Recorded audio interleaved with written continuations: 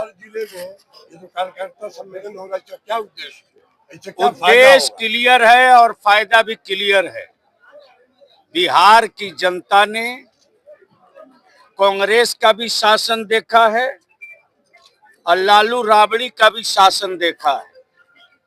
Teacher से लेकर के शिक्षक तक, प्रोफेसर से लेकर के आपके मदरसा के मौलवी तक, किसान से लेकर युवा तक, जो बदलाव और जो चेंजिंग, जो विकास गांव से लेकर के पटना तक का हुआ है और देश से लेकर विदेशों तक में जो बिहार की चर्चा चल रही है, उसको बचाने के लिए हर बिहारी के कंधे पर ये दायित्व है कि बढ़ते हुए बिहार को किसी भी कीमत पर पीछे नहीं लाने देना है।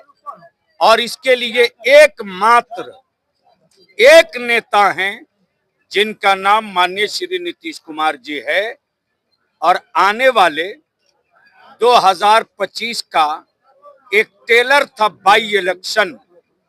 जो लोग ये समझ रहे थे कि मुस्लिम मतदाताओं को हमने विकलांग बना दिया है, ये कहीं नहीं जा सकता, वो बाई इलेक्शन में क्लियर कर दिया है कि जो नीतीश कुमार जी ने किया है, भूल जो हुई 2025 में फिर से नीतीश पूरी ताकत से आएंगे। उद्देश्य क्लियर है, न केवल जनता दल का बल्कि हर बिहारी का उद्देश्य क्लियर है। 2025 फिर से नीतीश। अच्छा सर, अभी ललन सिंह ने ये कहा है कि जो है अल्पसंख्यक वोट देते ही नहीं है जदयू को, फिर आप कह रहे हैं कि जदयू ने वोट दिया है, तो फिर किस तरह की बात है? आप कहां लेके चले गए? टर्म स्लिप को लेकर मुद्दा बनाए हुए हैं, काम के अनुपात में वोट करना चाह रहे थे। तो जितना काम हुआ उस हिसाब से तो मैं भी कह रहा हूँ वोट नहीं मिला, तो क्या मतलब है? तो अभी आप सर पिछले 20 क्या मतलब है?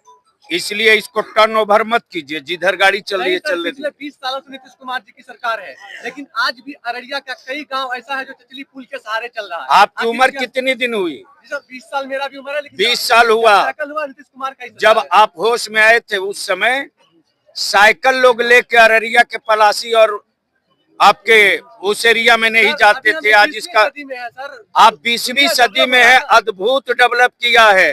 4 लाइन सुनते भी नहीं थे, अब देख रहे हैं। क्षेत्र को अगर देखेंगे सीमांत गांव आज भी चचली पुल के सहारे है सर अररिया। आपको मालूम होना चाहिए कि जितना पुल पुलिया बिहार और सीमांचल में बना है उसका आकलन भी किया कीजिए, पढ़ा कीजिए। अच्छा सर, ये लास्ट सवाल सर, आपने कहा कि जो है नीतीश कुमार जी की तरफ से जो है एएमयू को जमीन दी गई, लेकिन अभी तक एनओसी नहीं मिला है, उसकी वजह से बहुत ज्यादा परेशानी हो रही है।